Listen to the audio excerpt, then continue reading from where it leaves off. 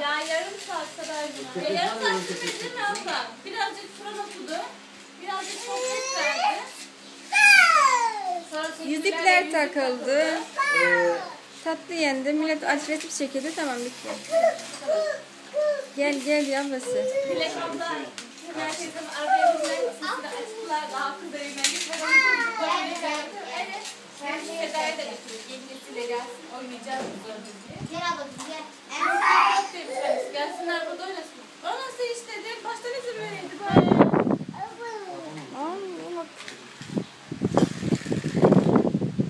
Ablam da yeniden bana ki çulları kaldıracaksa gidelim. Evet. Gel sana bir şey göstereceğim. Gel. Oyuncak gel. Tatlılar dışarıda dağıldı.